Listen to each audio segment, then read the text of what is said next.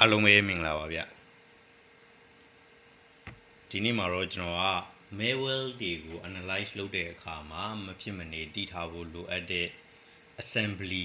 language နဲ့ပတ်သက်ပြီးတော့စပြီးတော့မိတ်ဆက်ပေးသွားမှာဖြစ်ပါတယ်ဆိုတော့ assembly language ကိုသင်ဖို့အတွက် assembly ဒီ low level language ဖြစ်တဲ့အတွက်ကျွန်တော်တို့မှာပို့ပြီးတော့မှတိတိကျကျတည်ထားဖို့လိုအပ်တဲ့ background knowledge တွေရှိလာပါတယ်ဆိုတော့ကျွန်တော်တို့ဒီ computer ရဲ့ architecture နဲ့ပတ်သက်ပြီးတော့အရင်ဆုံးစပြီးတော့နည်းနည်းပြန်ပြောမယ်ပေါ့နော်ဆိုတော့ဒီထက်ကလူတွေက computer နဲ့ပတ်သက်ရင်တော်တော်များများဒါသိကြပြီးသားပါဒါပေမဲ့လို့ကျွန်တော်တို့က computer ရဲ့ architecture เนาะသူ့ထဲမှာပါဝင်တဲ့အကြောင်းအရာတွေကိုပို့ပြီးတော့နည်းနည်းရှိုင်းရှိုင်းအသေးစိတ်လေးလေ့လာသွားကြမယ်ပေါ့เนาะဒါမှပဲကျွန်တော်တို့ကဒီ mail တွေကို analyze လုပ်တဲ့အခါမှာပို့ပြီးတော့မှထိရောက်နားလည်နိုင်မယ်ပေါ့เนาะဆိုတော့ကျွန်တော်တို့ကဒီ Python ဒါမှမဟုတ် Java တို့လိုမျိုးပေါ့เนาะ high level code တွေကိုရေးတဲ့အခါမှာ computer တွေကအဲ့ဒါကိုတကယ်တမ်းเนาะဘယ်လိုမျိုးလုပ်သွားလဲဆိုတော့เนาะအဲ့ဒါမျိုးကျွန်တော်တို့ကတိတ်ပြီးတော့မတွေးခဲ့ကြဘူးရှေ့မှာเนาะဒါပေမဲ့လို့ assembly language မှာတော့ကျွန်တော်တို့က hardware တွေပုံမှာဓာတ်ရိုက်ထိတွေ့ပြီးတော့အလုပ်လုပ်ရမှာเนาะဆိုတော့အဲ့ဒါတွေကိုမတွေးလို့မရတော့မသိလို့မရတော့ဘူးဖြစ်သွားတယ်ဟုတ်ပြီเนาะဆိုလိုတာက Python မှာတော့ကျွန်တော်တို့ကเนาะဒီ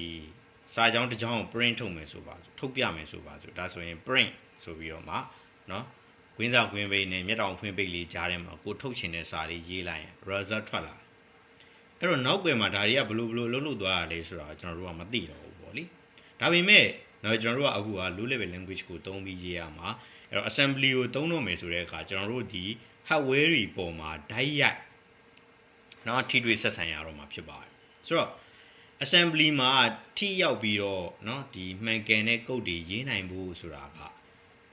ထုံးစံအတိုင်းပဲ computer ရဲ့เนาะဒီ architecture ကို basically ပေါ့เนาะဒီအခြေခံအားဖြင့်เนาะကျွန်တော်တို့ကနားလေသဘောပေါက်ထားပြီးသားဖြစ်ဖို့လိုတယ်အထူးသဖြင့် CPU ကဘလို့တွေးလေသူ့ရဲ့အတွေးခေါ်တွေကိုဘာမှသူတွေးတော့စဉ်းစားထားတာတွေကိုဘာမှသိမ့်လေပေါ့เนาะအဲ့ဒါတွေကကျွန်တော်တို့နားလေဖို့လိုလာတယ်ဒါကျွန်တော်တို့ကဒီ computer ရဲ့အဓိကအကြောင်းအရာတွေပေါ့နော်ဆိုတော့အဲ့မှာဒီမှာတော့ AI က summarize လုပ်ပြထားတာတော့သူကဒီလိုလေးတွေ့တယ် instruction set architecture ဘာညာပေါ့လေနော်ဆိုတော့ကျွန်တော်တို့သူ summarize လုပ်ထားတဲ့အတိုင်းမပြောဘဲနဲ့ကျွန်တော်တင့်တော်တဲ့ပုံစံနဲ့ပဲပြောင်းပြီးပြောပြပြီးသွားမယ်နော်အဲ့တော့ computer ရဲ့ဒီ basis architecture ကိုပြောတဲ့အခါမှာကျွန်တော်တို့မဖြစ်မနေတီးဖို့လိုတာရှိတယ်အဲ့ဒါဘာလဲဆိုတော့ CPU နဲ့ register ပဲเนาะ CPU and register as register ပဲเนาะအဲ့တော့ CPU ဆိုတာရဲ့ register ရဲ့เนาะဆိုပြီးတော့မှဒါလေးတွေတိဖို့လိုလာတယ်เนาะအဲ့ register နဲ့ CPU နဲ့ပေါ့လေเนาะဆိုတော့အဲ့ဒီမှာဟုတ်ပြီเนาะအဲ့တော့ तू ကတကယ်တော့ CPU register လို့လည်းသုံးနေပေါ့လေเนาะဒါတွေကဘာတွေလဲဆိုတော့ tiny ultra-fast memory spot เนาะ inside the processor အဲ့တော့ processor တွေမှာเนาะmemory spot ultra-fast memory spot အလွန်လျင်မြန်တဲ့ memory spot အလွန်သိငယ်ပြီးတော့လျင်မြန်တဲ့เนาะ memory spot တွေဖြစ်ကြတယ်ဒါကတော့အကြမ်းမြင်ပြောလိုက်တာပေါ့เนาะအဲ့တော့ central processing unit လို့ခေါ်တဲ့ CPU ဒါတည်ပြီးသားပါเนาะကျွန်တော်တို့က computer အခြေခံနားလည်ပြီးသားဆိုတော့เนาะအဲ့တော့ CPU ဆိုတာက central processing unit เนาะဆိုတော့အဲ့ CPU ဆိုတာအဓိကအားဖြင့် computer ရဲ့အုံနောက်ဖြစ်ပါတယ်သူကတွက်ချက်မှုတွေလုပ်ဖို့ data တွေကိုစီမံခန့်ခွဲဖို့အဲ့ဒီတာဝန်ယူတယ်ဒါပေမဲ့เนาะသူတွက်ချက်လှုပ်ဆောင်သွားတဲ့ဟာဒီကမျက်စိတမိတ်ထက်အယမ်းမြန်တဲ့အချိန်လေးအတွင်းမှာလင်းမြန်အလုပ်လုပ်ရတာเนาะအဲ့တော့အဲ့လိုမျိုးအလုပ်လုပ်နိုင်ဖို့အတွက်เนาะ CPU အတွက်အချက်အလက်တွေကိုချက်ချင်းသိမ်းဆည်းနိုင်မဲ့နေရာလိုလာတယ်အဲ့ဒါကတော့ register တွေပဲဟုတ်ပြီเนาะဒါကြောင့်မလို့ register တွေကိုသူကမြန်မာလူဆိုရင်တော့မှတ်ဉဏ်ငယ်လေးတွေပေါ့เนาะဒီလိုပြောရမယ်เนาะအဲ့တော့အဲ့ဒါတွေကအရင်သေးပြီးတော့ ultra fast တိတ်ဉဏ်နဲ့ဟာတွေเนาะအဲ့တော့မှတ်ဉဏ်ငယ်လေးတွေလို့သုံးလို့ရတယ်ပေါ့ဟုတ်ပြီเนาะဆိုတော့ဒါဆိုရင်ဒါ ကျွန်တော်တို့က CPU တစ်ခုထဲမှာအဲ့လို artifact memory တွေအများကြီးရှိတယ်တနည်းအားဖြင့် register တွေအများကြီးရှိတယ်လို့အကြံဉာဏ်မှတ်လို့ရတယ်နော်အဲ့တော့ register ဆိုတာကဒီ computer တစ်လုံးမှာကြည့်လိုက်ရင်မြည်သည့် computer မှာမဆိုကြည့်လိုက်ရင်နော်အမြန်ဆုံးနဲ့အသေးငယ်ဆုံး memory တွေဖြစ်တယ်ဟုတ်ပြီနော်ဘာလို့လဲဆိုတော့ CPU ဆိုတဲ့နော်ကဲအဲ့တော့ Intel Core i9 ဆိုပါနော်ကဲ latest CPU ကြည့်အောင်နော်အဲ့တော့ပုံပဲကြည့်လိုက်နော်ဆိုတော့တကယ်တမ်းပြောရရင်တော့ဒီမှာတော့ဘယ်လောက်ကြီး site ကိုမှန်းရတာခက်တယ်ပေါ့လေနော်ဒီမှာနော်ဆိုတော့တကယ်တမ်းသူ့ရဲ့ site အရွယ်စားတော်တော်လေးတီးပါနော်size နော် physical size ဒီမှာဒီလောက်နော်အဲ့တော့ဒါလက်ရှိနော် Intel ရဲ့ CPU တွေပေါ့နော်လက်ထဲမှာဒီလိုလေးကင်ထားလို့ရတဲ့အနေအထားလေးပါဟုတ်ပြီနော်ဆိုတော့ဟို register တွေဆိုတာအဲ့ထဲမှာအများကြီးပဲပါနော်အဲ့ register တွေအရင်အများကြီးပါတယ်ဒါကြောင့်မလို့ register ဆိုတာ computer တစ်ခုလုံးမှာအသေးငယ်ဆုံး memory လို့ပြောလို့ရတယ်အဲ့ကောင်တွေကဘာမှရှိလဲဆိုတော့ CPU ထဲမှာဓာတ်ရိုက်ရှိတယ်ဆိုလိုတာကနော်ဒီ CPU ရဲ့ processor ရဲ့ကိုယ်ပိုင် notebook လေးတွေလိုပဲเนาะသူတို့ကရှိတယ်ပေါ့လေဒီမှာเนาะဒီမှာပြထားတာเนาะဆိုတော့ဒါတော်တော်ကြီးကိုတီးတဲ့ site ထဲမှာအများကြီးရှိနေတာပေါ့ဟုတ်ပြီเนาะအဲ့တော့ register တွေမှာဆိုလို့ရှိရင်အဓိကအားဖြင့်ပေါ့လေနောက်ပိုင်းကျွန်တော်တို့ assembly လေ့လာတဲ့အခါကျရင်เนาะဒီအဲ့ဒီမှာ register တွေထဲမှာเนาะmemory တွေကိုဘယ်လိုမှတ်လို့ရလဲ data တွေကိုဘယ်လိုသိမ်းလို့ရလဲအဲ့ဒါတွေပါကျွန်တော်တို့ထပ်ပြီးလေ့လာရမှာပေါ့နော်ဆိုတော့အခုကတော့အဲ့ဒီမသွားသေးဘူးအဲ့တော့ program တစ်ခုအလုပ်လုပ်ဖို့အတွက်ဆိုရင် CPU ကဘာလုပ်ရလဲနော်အဲ့တော့ CPU ကသူကလိုအပ်တာကိုယူရမယ်ပြီးတော့နော်တွက်ချက်တဲ့သူရဲ့ processing လုပ်ရမယ်အဓိပ္ပာယ်ဖော်ကြည့်ရမယ်အလုပ်လုပ်ရမယ်ပေါ့လေနော်အဲ့တော့အဲ့ဒါကိုသူက patch decode execute cycle လို့ခေါ်တယ်နော်အဲ့တော့ဒီမှာ FATCH နော်အဲ့တော့ patch လုပ်မယ်ပြီးတော့ DECODE decode လုပ်မယ်ဟုတ်ပြီနော်ပြီးရင် EXECUTE execute လုပ်မယ်ပေါ့လေနော်အဲ့ဒါကို patch decode execute cycle လို့ခေါ်တယ်နော်အဲ့တော့သူ့ရဲ့အလုပ်လုပ်ရတဲ့ပုံစံပေါ့နော်ဒါကို instruction cycle ပေါ့လေနော်အဲ့ဒါဒီလိုခေါ်ပါတယ်ဆိုတော့ဒါ CPU တွေရဲ့အလုပ်လုပ်ရတဲ့ပုံစံနော်ပုံနဲ့ပဲကြည့်အောင်အဲ့တော့ patch လုပ်မယ် decode လုပ်မယ် execute လုပ်မယ်နော်တစ်ခုကြံတယ်နော်အဲ့တော့သက်ဆိုင်ရာနေရာပေါ်မှာမူတည်ပြီးတော့ဗောလေသူ့ရဲ့အလုပ်လုပ်ပုံလေးတွေကတော့နည်းနည်းလေးအပြောင်းလဲရှိမယ်ပေါ့နော်အဲ့တော့ general အားဖြင့်တော့ fetch ရယ် decode ရယ် execute ရယ်ကတော့မဖြစ်မနေလုပ်ရမယ်ဟုတ်ပြီနော်ဆိုတော့အဲ့ဒီဟာကိုအဓိကအားဖြင့်သူကလုပ်ရမယ်နော်ဆိုတော့ patch ယူရမယ်ပြီးတော့ decode လုပ်ရမယ်ပြီးတော့ execute လုပ်ရမယ်ပေါ့နော်အဲ့ဒီထဲမှာမှသူကသိမ်းဖို့လိုရင် save လုပ်ရမယ် store လုပ်ရမယ်ပေါ့လေနော်သိမ်းပေးရမယ်ပေါ့လေဒါမျိုးလေးထပ်ပါလာမှာပေါ့နော်သဘောတရားဟုတ်ပြီနော်အဲ့တော့ fetch ဆိုတာဘာလို့တာလဲဆိုတော့သူကနော်ကွန်ပျူတာရဲ့တကယ် main memory ဖြစ်တဲ့ RAM စီကိုတွားပြီးတော့နော်နောက်ထပ်ဘာတွေလုပ်ရမလဲဆိုတော့လမ်းညွှန်ချက်ကိုယူပါတယ်ဟုတ်ပြီနော်အဲ့တော့ decode ဆိုတာ CPU ကဘာလုပ်ရမလဲဥပမာဆိုရင်ကျွန်တော်တို့ကကဏ္ဍနှစ်ခုပေါင်းမလားဒါမှမဟုတ်ရင် data တွေရွှေ့မလားနော်အဲ့ဒါကိုသိဖို့အတွက်နော်အဲ့ဒီ instruction ပေါ့ညွှန်ကြားချက်ကိုသူကနော်သူနားလည်အောင်ပေါ့လေဘာသာပြန်ပြီးတော့မှအဓိပ္ပာယ်ဖော်ပါတယ်နော်ပြီးတော့ execute ကြတော့လှုပ်ဆောင်အလုပ်လှုပ်ဆောင်တဲ့သဘောပေါ့လေနော်ဆိုတော့ CPU ကနော်ဒီသူ့စီမှာသူအလုပ်လုပ်ဖို့အတွက်သူ့စီကိုတောင်းဆိုထားတဲ့လုံနော်လုပ်ရမယ့်အလုပ်တာဝန်တွေကိုလှုပ်ဆောင်ပြီးတော့ဟုတ်ပြီနော်အဲ့လိုအပ်ရင်အဲ့ဒီရလက်ကို register ထဲမှာခဏသိမ်းထားတယ်ပေါ့နော် register ထဲမှာသိမ်းလို့ရတယ်ဟုတ်ပြီနော်ဆိုတော့အဲ့ဒါမျိုးသူကလုပ်ပြီးနိုင်နော်အဲ့တော့နော် RAM နဲ့ကနောက်ထပ်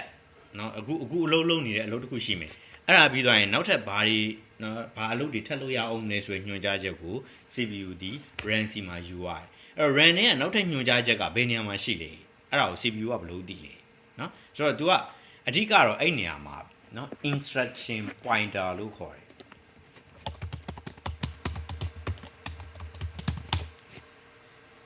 နော်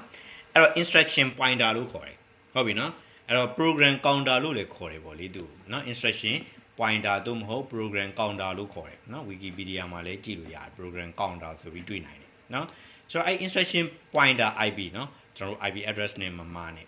ဆိုတော့အဲ့ဒါကိုသူ့ကို program counter လို့လည်းခေါ်တယ်เนาะအဲ့ဒါကဒီမှာသူရေးထားတဲ့အတိုင်းဆိုเนาะ XR special register inside the computer's central processing unit CPU တဲ့เนาะ okay ဆိုတော့ CPU ထဲမှာပဲပေါ့เนาะဆိုတော့အဲ့ဒီမှာသူကအဲ့ register ကနောက်ထပ်ရယူမဲ့ညွှန်ကြားချက်ရဲ့ address ကိုအမြဲတမ်းသူကညွှန်ပြနေဘယ် address မှာ memory address ဘယ်လောက်မှာနောက်ထပ်เนาะဒီညွှန်ကြားချက်ရှိတယ်ပေါ့လေအဲ့ဒါကြောင့်မလို့သူကတည်တယ်အခုလောတယ်တော့ကျွန်တော်တို့ဒါကိုအပြည့်အဝနားလည်မှာမဟုတ်သေးဘူးเนาะအဲ့တော့ကျွန်တော်တို့အကြမ်းမြင်လေးပဲကွန်ပျူတာအခြေခံပေါ်မှာမူတည်ပြီးတော့ဆင်ပွားပြီးဆွေးနွေးသွားကြတာဖြစ်တယ်เนาะဆိုတော့အဲ့ဒီမှာလာပြီအဲ့တော့ CPU ကเนาะအရင်မြန်ပြီမဲ့သူ့ရဲ့ဒီ CPU inside CPU ပေါ့เนาะ CPU အတွင်းထဲမှာဟုတ်ပြီเนาะ storage လုပ်ပြီးတော့တင်ဆဲဖို့အတွက်ကြတော့သူက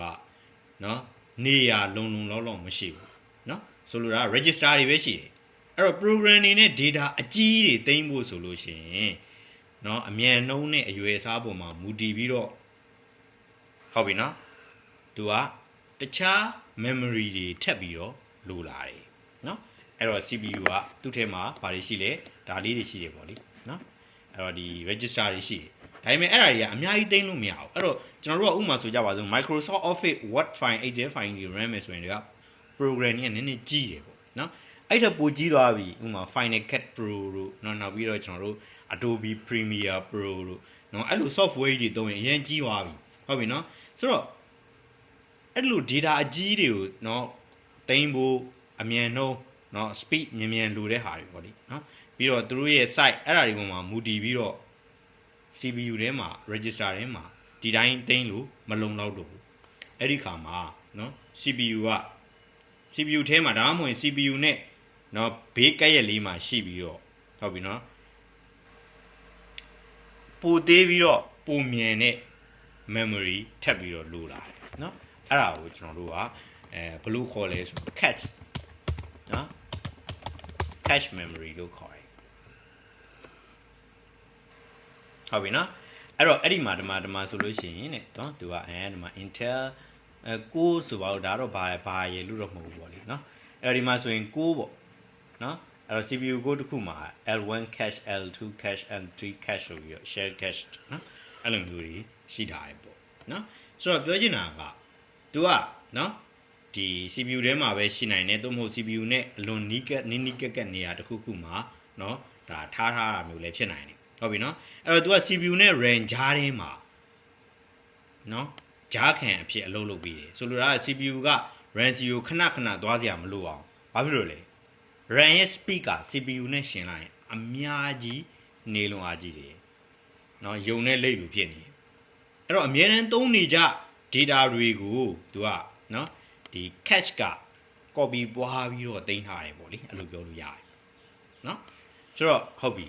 နော်ဒါဆိုရင်ဒါသူက RAM စီကနေခဏ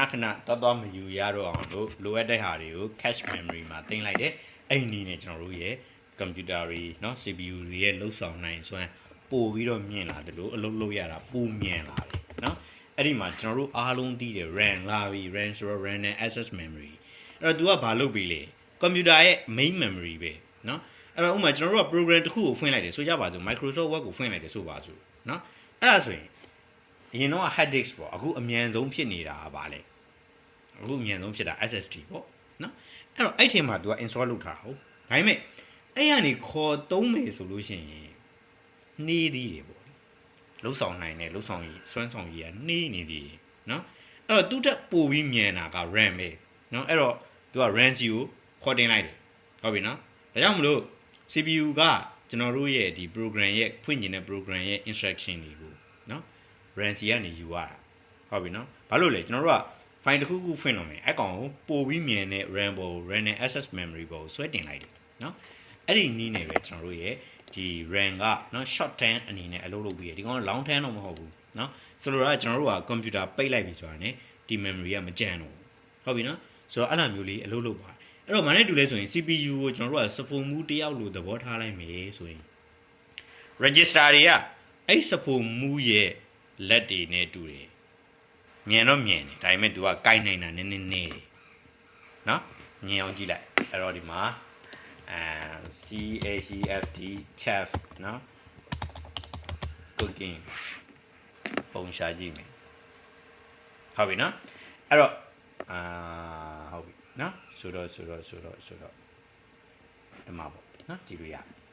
အဲ့တော့သူ့ရဲ့လက်တွေနဲ့တူတယ်မြဲနေစပုံမှုရဲ့လက်တွေနော်ဒီကျွန်တော်တို့ကြက်သွန်နှီးနေပြီးသွားပြီရဲမြန်ဒါပေမဲ့အများကြီးကင်ထားလို့တော့မရဘူးဆိုလိုနည်းနည်းပဲကင်လို့ရတယ်သူ့ရဲ့လက်နှစ်ဘက်ကပစ္စည်းတွေကင်ထားရမယ်ဆိုနည်းနည်းပဲရတယ်ဟုတ်ပြီနော် cash ကတော့ဒီစပွဲကုန်နဲ့တူတယ်အများကြီးတင်ထားလို့ရတယ်နော်အဲ့တော့ဟုတ်ပြီဒါရှင်းပါပြီနော်အဲ့တော့မရှင်းတာတခုကဘာလဲဆိုတော့ तू က hadith စီကနေပြီးတော့နော် hadith စီဆိုကြပါစို့ဟုတ်ပြီနော်အဲ့တော့ hadith စီကနေ data တွေယူမယ်ဆိုရင်ဘာနဲ့တူမလဲနော်အဲ့တော့ဘာနဲ့တူမလဲဆိုတော့ဈေးမှာပစ္စည်းသွားဝယ်နေရတယ်တူတယ်နော်ဥပမာဒီထဲမှာပါမယ်ပေါ့ဆိုကြပါစို့ခင်းကျင်ဒီလူတွေဈေးမှာပြီးကွာဝယ်လိုက်နော်ဟုတ်ပြီပြီးတော့ဒီထဲမှာလာထည့်တယ်ဟာနော်ဆိုကြပါစို့ငရုတ်သီးမိကြံခဲ့ပြီငရုတ်သီးသွားဝယ်ရပြန်ဆိုကြာတာပေါ့အလုပ်လုပ်ရနော်အဲ့တော့ဈေးအထိသွားရတယ် hadith စီကယူရတယ်ကြာတယ်နော်ဈေးတွေကချိန်ပေးတာပတ်စံပေးပြီးပြန်အန်းတာအဲ့ဒါကြီးစောင့်ရအောင်ကြာတယ်အဲ့တော့သူ့ထက်နည်းနည်းလေးပုံမြန်နဲ့တခြားလိုအပ်တဲ့ပစ္စည်းတွေရှိရင်ဈေးလောက်တော့မစုံဘူးနော်ဒါပေမဲ့ကိုလိုချင်တာတွေအစုံသိမ်းထားလို့ရတဲ့ရေခဲတစ်တာအနားမှာရှိတယ်ဆိုကြပါစို့ရေခဲတစ်တာကိုဖွင့်လိုက်လိုချင်တဲ့ပစ္စည်းယူလိုက်ဈေးကိုသွားဝယ်ရတာထက်ဆိုင်မြန်သွားတယ်အဲ့ဒါ RAM ပဲအဲ့တော့ရေခဲတစ်တာ RAM ပဲဟုတ်ပြီနော်ဒါပေမဲ့ RAM ဘောကနေသွားယူဖို့ဆိုရင်ဘာဖြစ်သေးလဲကြာသေးတယ်အဲ့တော့လိုအပ်တဲ့ဟာတွေကိုချက်မဲ့ဟာတွေကိုတခါတည်းကြိုပြီးစပွဲကုန်ပေါ်တင်ထားလိုက်ရင်ပုံမမြင်ဘူးလားမြင်တာပေါ့အဲ့ဒါဒီ CPU cache ပဲဟုတ်ပြီနော် cache memory ပဲ okay ဆိုတော့ cache memory ကကျွန်တော်တို့ကွန်ပျူတာကိုဝယ်တဲ့အခါမှာနော် CPU ကြည့်တဲ့အခါမှာအဲ့ဒါဘယ်လောက်ပါတယ်ဘယ် memory ကဘယ်လောက်ပါတယ်အဲ့ဒါတွေသေချာသိတာဘယ်လောက်ကောင်းတယ်ဆိုတာနော်စဉ်းစားလို့ရပါပြီအခုဟုတ်ပြီနော်အဲ့တော့ CPU က memory တွေ register တွေနဲ့ဘယ်လိုအလုပ်လုပ်လဲဟုတ်ပြီနော်နည်းနည်းလေးထပ်ပြောအောင်မယ်ဆိုတော့ကျွန်တော်တို့က assembly လေ့လာရင်အဲ့ဒါကြီးမသိလို့မရအောင်နော်အဲ့တော့အခုနားမလည်သေးရင်တော့နောက်ကြရင်နားလည်အောင်လို့မှတ်ထားမှတ်တင်တာလေနော်ဆိုတော့ဟုတ်ပြီခဏနှလုံးပေါင်းမယ်ဆိုပါစို့ CPU ကဥပမာပေါ့နော်ကျွန်တော်တို့ကဒီတိုင်းသိတယ်နော်အဲ့တော့ဒီမှာကြည့်ရအောင် calculator လေးထုတ်လိုက်ဟုတ်ပြီနော်အဲ့တော့ကျွန်တော်တို့ကဒီနေရာမှာခဏနှလုံးပေါင်းမယ်ဆိုကြပါစို့9ရေ3ရေပေါင်း5 + 3ပေါင်းကျွန်တော်တို့သိတယ်8အဲ့ဒါနော်အဲ့တော့ CPU ကဘယ်လိုလုပ်ရလဲ instruction pointer ကနော် CPU ကို RAM နဲ့ကပထမအဆုံးညွှန်ကြားချက်ကိုယူပါလို့ပြောလိုက်တယ်ဟုတ်ပြီအဲ့ညွှန်ကြားချက်ကဘာလဲဆိုတော့နော်ဆိုကြပါစို့ register A တဲ့ကို file လို့တန်ဖိုးရှိတဲ့ value တစ်ခုကိုထည့်လိုက်ပါနော်ဒါပထမအဆုံး file ဖြစ်လာတဲ့သဘောပြီးတဲ့အခါဟုတ်ပြီနော်အဲ့ဒီအဆင့်ပေါ့နော်အဲ့ဒါ fetch ပေါ့ခုနကကျွန်တော်တို့ပြောတဲ့ဒီ web site မှာဆိုရင်နော်ဒီမှာဟုတ်ပြီနော် fetch အဆင့်ဟုတ်ပြီနော်အဲ့တော့ fetch ဘာလို့မလဲသူကနော်ဒီခုနပြောတဲ့ data ကိုယူမယ်နော်အဲ့တော့သူကပြောလိုက်တယ် register A တဲ့ကို A ဆိုတဲ့ register တဲ့ကို file ဆိုတဲ့ value ထည့်လိုက်ပါထည့်လိုက်တယ်အဲ့ဒါ fetch သူကလှမ်းယူလိုက်ယူပြီးတော့ရင် CPU ကဘာလုပ်လဲနော်အဲ့တော့အဲ့အဓိပ္ပာယ်ကို decode လုပ်တယ်သူနားလည်သွားပြီဒါထည့်ခိုင်းတာ execute လုပ်မယ်ဟုတ်ပြီအဲ့ဒီ file ဆိုတဲ့ကနေကို register A တဲ့ကိုခဏထားလိုက်တယ်ဟုတ်ပြီနော်ဆိုတော့အဲ့ဒါကိုထပ်ခါလုပ်ရတယ်အဲ့လိုလုပ်ဖို့အတွက်ကိုခုနပြောသလိုပဲ RAM တွေကနေသွားယူရတယ်နော်အဲ့တော့ပြီးတဲ့အခါမပြီးသေးဘူး 5 ပြီးသွားပြီ3အတွက်ဘာလုပ်မလဲregister value 3ကိုနော် register B တဲ့ကိုထည့်ပါအဲ့တော့သူက instruction ကိုယူလိုက်တယ် decode လုပ်လိုက်တယ်သူနားလည်သွားပြီ3ကို B တဲ့ကိုထည့်လိုက်တယ်ဟုတ်ပြီအဲ့ထီတော့ဟုတ်သွားပြီဟုတ်ပြီနော်အဲ့တော့အဲ့လို execute လဲလုပ်ပြီးတော့ဘာဖြစ်လဲ register B တဲ့ကို3ဆိုတဲ့3ဆိုတဲ့ value တစ်ခုကရောက်သွားပြီရောက်သွားတဲ့အခါမှာနောက်တစ်ဆင့်ထပ်လုပ်အောင်မယ်နောက်တစ်ညွှန်ကြားချက်ထပ်ယူရတယ်အဲ့တော့ plan ယူရတော့သူတို့နှစ်ယောက်ကိုသူတို့နှစ်ကောင်ကိုပေါင်းခိုင်းတာကွာအဲ့တော့ A နဲ့ B ကိုပေါင်းပါဆိုတော့သူက decode လုပ်လိုက်တယ်နားလည်ပါပြီပေါင်းလိုက်တယ်နော်အဲ့တော့ပေါင်းတာကို CPU ရဲ့နော်အဓိကနော်ဒီတွက်ချက်တဲ့ကောင်ပေါ့လေနော်အဲ့ကောင်ကို CPU ရဲ့ ALU လို့ခေါ်တယ်နော်အဲ့တော့ ALU ဆိုတာက arithmetic logic unit အဲ့ကောင်ကသင်္ချာတွက်သမျှကိုဒီကောင်နဲ့တုံးတာ ဟုတ်ပြီနော်ဆိုတော့ဒီကောင်ကတကယ် main ပဲနော်အဲ့တော့အဲ့ဒီ ALU ကသူကနော်ခုနပေါင်းတဲ့ process ကိုလုပ်ပြီးတာဟုတ်ပြီနော်လုပ်ပေးပြီးတော့ result ထွက်လာတဲ့ result ကို8ဆိုပြီးတော့ထွက်လာတယ်နော်အဲ့တော့အဲ့ထွက်လာတဲ့ result ကိုသူက register A ထဲမှာပြန်သိမ်းလိုက်တယ်ဒါပါပဲเนาะအဲ့ဒီနဲ့ result လေးထွက်လာပြီးတော့အဖြေရတာဒါပေမဲ့အဲ့ဒါတွေကကျွန်တော်တို့မျက်စိတမိတ်လောက်ထပ်ပို့ပြီးတော့နည်းတဲ့ကာလအတွင်းမှာသူကအလုပ်လုပ်နေရတာเนาะအဲ့တော့ကျွန်တော်တို့ကပြန်ရှင်းပြနေတော့ဒါ slow motion နဲ့ပြန်ပြောနေရတဲ့သဘောဖြစ်နေတာပေါ့လေเนาะဆိုတော့ဒါဆိုရင်ဒါနည်းနည်းเนาะသူ့ရဲ့အလုပ်လုပ်ရတဲ့ process ကိုကျွန်တော်တို့နည်းနည်းသဘောပေါက်သွားပြီဟုတ်ပြီเนาะအဲ့တော့အဲ့လိုမျိုးကျွန်တော်တို့ကဒီလိုမျိုးပေါ့နော်ရိုးရှင်းတဲ့ကဏ္ဍနှစ်ခုပေါင်းတဲ့အခြေအနေမှာတော့မှနော်လောက်ရတဲ့ cycle ကဒီကောင်ကလေပတ်ရတာအထက်ပေါ့နော်တဝိုင်းနဲ့လေပတ်သွားတာမဟုတ်ဘူးဒီတဝိုင်းလေပတ်တယ် fight တစ်လုံးမရသေးနောက်တဝိုင်းလေပတ်တယ်3တစ်လုံးရတယ်နောက်တဝိုင်းလေပတ်တယ်သူတို့နှစ်ခုပေါင်းခိုင်းတယ်ပေါင်းပေးလိုက်တယ်နော်အဲ့လိုမျိုးအလုပ်လုပ်ရတယ်ဆိုတော့ဥပမာအဲ့ဒီမှာပေါ့လေနော်ကျွန်တော်နည်းနည်းလေးထပ်ပြီးပြောချင်တာကအဲ့လိုမျိုးထက်လုပ်ရတဲ့အခါမှာပေါ့နော်အဲ့တော့ပထမတစ်ချိန် CPU က RAM နဲ့ data တခုလို့တယ်နော်အဲ့ဒါကို तू က cache ထဲမှာအရင်ရှာတယ်မတွေ့ဘူးဆိုရင်အဲ့ဒါ cache missing ဖြစ်သွားတယ်နော်မတွေ့ဘူးအဲ့ဒါဘာလို့လဲ RAM စီသွားတယ် data သွားယူတယ်ဟုတ်ပြီ register စီပို့တယ် okay ဆိုတော့ဒါရှင်းတယ်နော်အဲ့တော့ပြီးတော့နောက်တစ်ခါကျရင်တုံးလို့ရအောင်လို့ဘာလုပ်ထားလဲ cache ထဲမှာမိတ်တူလေးတစ်ခုပွားထားလိုက်တယ်ဟုတ်ပြီနော်အဲ့တော့ CPU က register ထဲမှာနော်အဓိကအားဖြင့်ပေါ့လေဒီလိုအပ်တဲ့အလုပ်တွေကိုလုပ်ဖို့အတွက်နော်ဒါ RAM စီမသွားတော့ဘဲနဲ့သူ့စီမှာရရင်ပို့အဆင်ပြေတာပေါ့နော်အဲ့တော့ program ရဲ့နောက်တစ်ခါ RAM ပြီလဲဆိုတော့ program ကြီးကနော် CPU ကအဲ့ data ကိုထပ်လိုလာတယ်ဒီခါကျတော့သူက RAM စီသွားယူစရာမလိုတော့ဘူးသူ့ရဲ့ cache ထဲမှာကြည့်လိုက်တယ်ချက်ချင်းတွေ့သွားတယ်နော် cache hit ဖြစ်သွားတယ်ဟုတ်ပြီနော်အဲ့တော့သူက cache ထဲကနေ data ကိုတန်းပြီးယူလိုက်တယ်ဟုတ်ပြီနော်တန်းပြီးယူလိုက်တယ်ဒါကြောင့်မလို့သူက RAM စီကိုသွားနေရတာထက်အစပေါင်းများစွာပို့ပြီးတော့မှမြန်သွားတယ်ဒါ cache ရဲ့အလုပ်လုပ်ပုံကိုနားလည်အောင်ပြောတာနော်အဲ့တော့ခုန RAM စီကိုတစ်ခေါက်ပြီးတစ်ခေါက်ဒီလိုမျိုးတပုတ်ချင်းစီအတွက်တစ်လုံးချင်းစီတက်ဖို့အတွက်တစ်ခေါက်ပြီးတစ်ခေါက်သွားယူနေမယ်အစနော်တခါတည်းမိတ်တူပွားထားလိုက်တယ်ပြီးတော့နောက်ခါလေးလူလာရောဒီထဲမှာပဲနော် cache တွေကနေပဲ ACU သုံးလို့ရသွားတယ်ဆိုတော့အဝေးလေးသွားယူစရာမလိုတော့ဘူးဈေးမှာလည်းခဏသွားဝယ်စရာမလိုတော့ဘူးပြီးတော့ရေခဲတက်တာစီသွားအဖုံးဖွင့်ပစ္စည်းယူအဖုံးပြန်ပိတ်နော်လုံနေကြလည်းမလိုတော့ဘူးလိုအပ်တဲ့ပစ္စည်းတွေအကုန်လုံးအသင့်စပွဲပေါ်တင်ထားပြီးသားဖြစ်သွားတယ်ဟုတ်ပြီနော်အဲ့တော့ AC ပဲနော်အဲ့ဒါဒီ cache ပဲအဲ့တော့ cache မှာမရှိဘူးဆိုတော့စပွဲပေါ်မှာတင်ထားတဲ့အထဲမှာမရှိတော့ဘူးဆိုရင်တော့နော်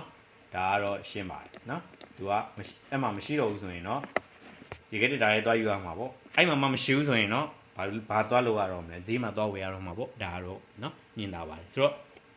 ကျွန်တော်တို့ကအဲ့ဒီ architecture ရဲ့နော်ဒီနောက်ွယ်ကတဘာဝလေးတွေသဘောတရားလေးတွေကိုဒါနားလည်ပြီးတော့နော်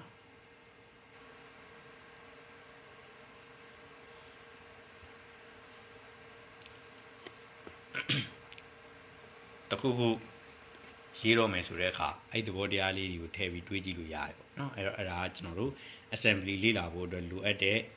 computer ရဲ့ architecture လေးတွေနဲ့ပတ်သက်ပြီးတော့အကြံပြင်းเนาะ